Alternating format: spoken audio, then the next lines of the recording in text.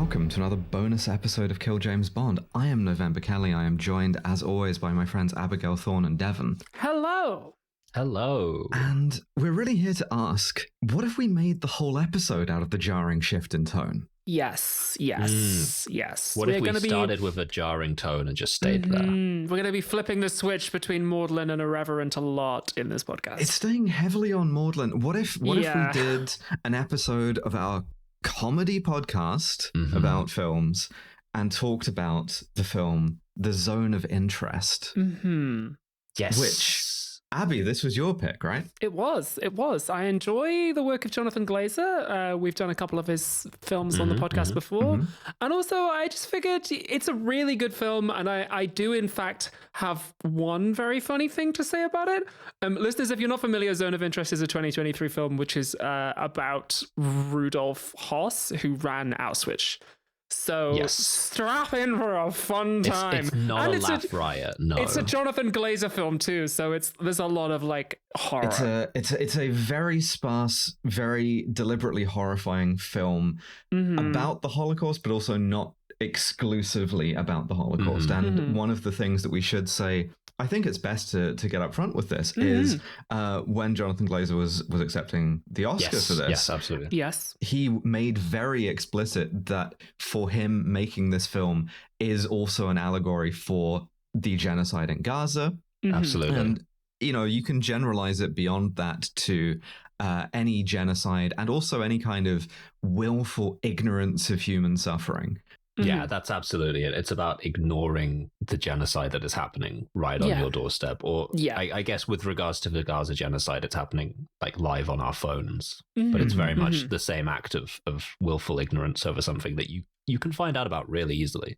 Yes, a film that I want to do at some point is The Act of Killing, which is a documentary about perpetrating a genocide and using a kind of filmic lens to sort of distance yourself from it. And it's another one of those kind of defense mechanisms. But yeah, so The Zone of Interest is on its most sort of facial level, almost sort of pseudo-documentary, really. Yeah, just sort of 3 days in the life of the Hoesses. Yeah. Rudolph Hoess, who is the commandant of Auschwitz, and his family. And we begin with that family, and we don't introduce them. We don't give you any context for this. This is just a family by a river in the countryside. We assume, you know, from context that this is the Zola River in Poland, but we're not told that.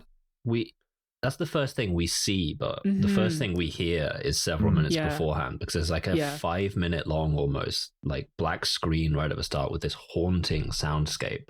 Jonathan Glazer, he's talking about like this being on purpose because you're sort of immersing yourself into watching this movie. It's not just visual, it's gonna be sound based. You're gonna want to listen. It really is. That's really, really smart. And like the music, it kind of is like Ocarina of Time, Shadow Temple. There's a lot of like unclear noises and voices and sliding notes that descend. And it sounds like the feeling of being in a lift that's going down. Yeah. And we're just like, oh no. It has some similarities to Under the Skin, which I highly recommend you both watch in itself and also go back and listen to our episode about it, because there's a lot to talk about in those films are sort of in dialogue with each other. Yeah. I mean, I say this every time we do a Jonathan Glazer film, that I think he makes like the film of that decade. And I think this is definitely the film of this decade, yes. The 2020s, a decade we are only halfway through. He already did it.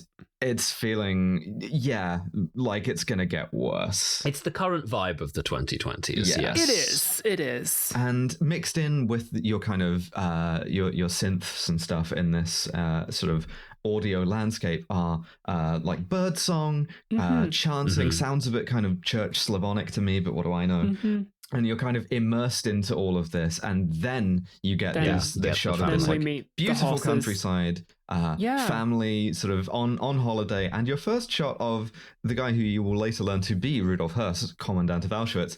He's standing in front of his family in extremely stupid swimming trunks. Yes. Looking ridiculous, straight away. Yeah. He's very, very pale. He's very white.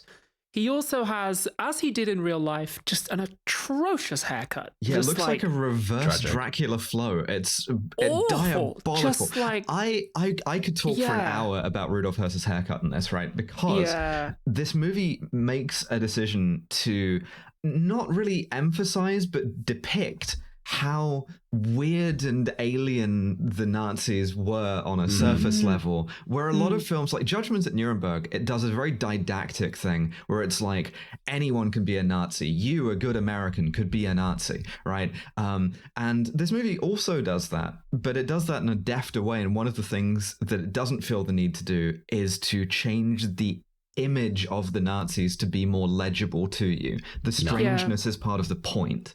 And so this guy having just the most fucked up haircut you've ever seen in your life is important in that sense. I think it's a very conscious decision.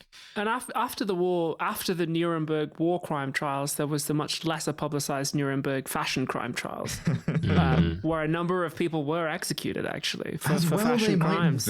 As well they should be. Well, they actually took that much more seriously in Germany than the war crime stuff. Yeah. So the family sort of go swimming in this river. Go for a walk in the woods. It's two sons, like a daughter, a young daughter, like an infant. Visibly Aryan family, like all Aryan.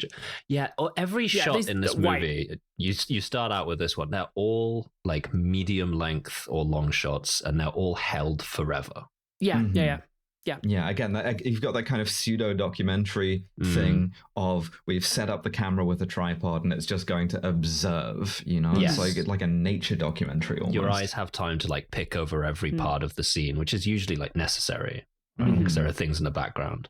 There's lots of little things. And if we talked about every little thing, we would be here for 5 hours. But the family... They head home, and it's dark by the time they get home. Their number plates do have the SS logos on, which is our first kind of time period indicator. If you weren't sort of like aware of the context of that, the big SS number plate would be your first kind of clue. Yeah, if this was coming on like Channel 4 and you didn't know what it was about, you'd be like, oh, Nazis, holy shit. Interesting as well to start with the kind of empathy driving thing of like stressful family outing. Like, the kids are like arguing about nothing in the backseat. You see them coming back from the river and like Rudolph is like cradling his infant daughter, which immediately is something that makes you empathize. It's you have your whole kind of like white noise family as the cradle of the world's misinformation kind of chaos firing off, and then you get this sort of like black Mercedes with the SS number plates, and that's not like a huge sort of stomach churning like drop. There isn't a musical sting for that. It's a perfectly ordinary progression of shots of like, and then they drive home, and the kind of realization that, oh, these are Nazis, right? These are like serious Nazis. These are the fucking SS, is not something that is allowed to disrupt the narrative at all. Yeah. So it's dark when they get home, and Rudolph and his wife Hedwig go to bed.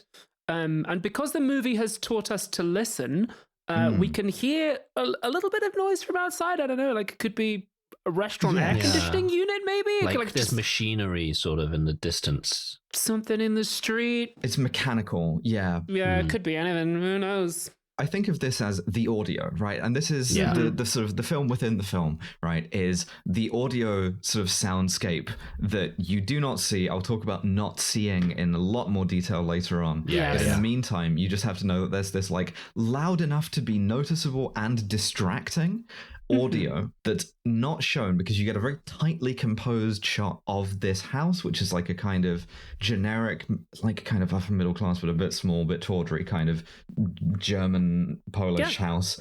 And as the shot moves from that to the next shot, which is the Hoesses indoors, separate beds in their bedroom, the audio is still going. It's not any quieter. And it just keeps persisting, and it will do basically throughout the rest of the movie at different levels. Yes, definitely. It's like ever present. This is kind of rumbling. It's his birthday now. Next day. It's Rudolph's happy birthday, he's Rudolph. The damn birthday boy. Yeah, Yeah, his kids blindfold him and lead him outside. He is wearing a Nazi uniform, incidentally, but the movie again doesn't make a big deal out of it. Yeah, the blindfolding and the sort of being sort of marched downstairs is evocative of the firing squad or, the execution in general, but it's also kind of undignified. And again, this movie doesn't really miss an opportunity to both. It's not really subverting the horror, but it's like the horror coexists with the kind of human dipshittery of these people, be like, this guy who is getting driven around in the frightening car was not 10 minutes before standing around with his dick prominently visible through his incredibly goofy swimming trunks, and is sort of like now being like led around by his kids blindfolded because it's his birthday, even though he's wearing the SS uniform.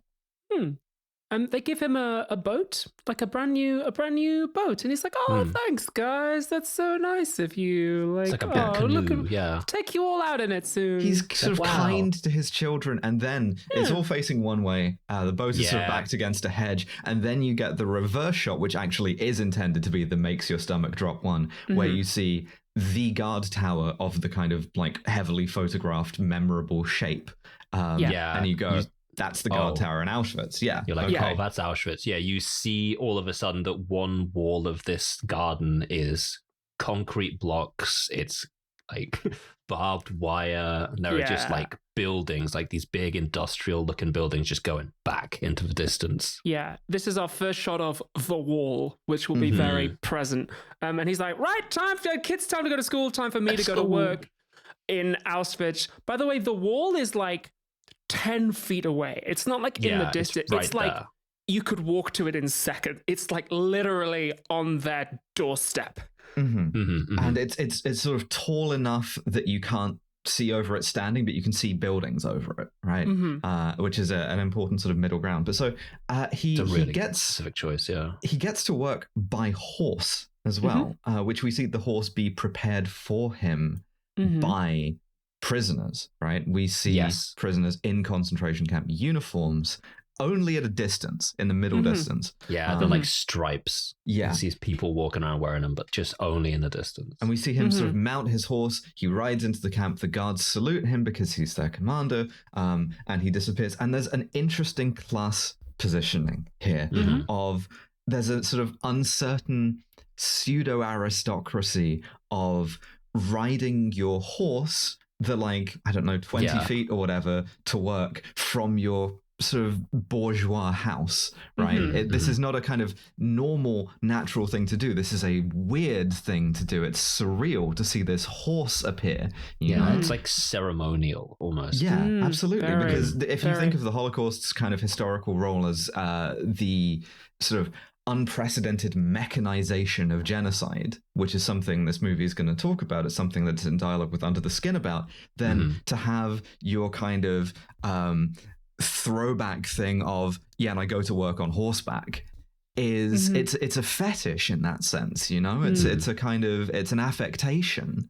You could drive, you could walk, but you don't. You get a horse to work in the concentration camp. Why do you do that? Because you're kind of imagining yourself as an aristocrat in some way. You're imagining yourself as being landed, and that's something that we'll learn more about Rudolph later on. Yes, definitely. But we stick with the family.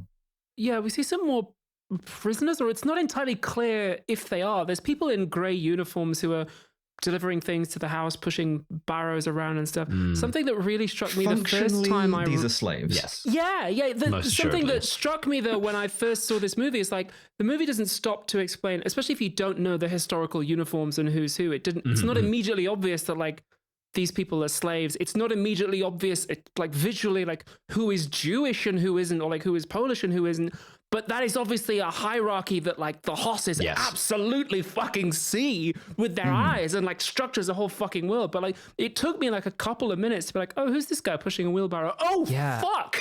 It's so like normal because it's so normalized for the Hoesses. Like, you get like it's the first proper shot of Auschwitz is this like almost planimetric, like Wes Anderson-esque shot of this prisoner. It's functionally, as you say, a slave pushing a wheelbarrow full of things up to the house, and he goes the whole length of the building, and it's just it's behind the fence the whole time, but it's always right fucking there. Yeah. Yeah. And he delivers their groceries. This is a servant. They have staff, and we see that inside the house they have maids. They have multiple maids who take this delivery. And it's Devon. I'm cutting in. You know what time it is. If you want to hear the rest of this episode of Kill James Bond, you are going to have to go to patreon.com/killjamesbond, all one word, and sign up today for as little as £5 a month. Not to put my finger on the scale, but I don't know, it seems kind of worth it. Right?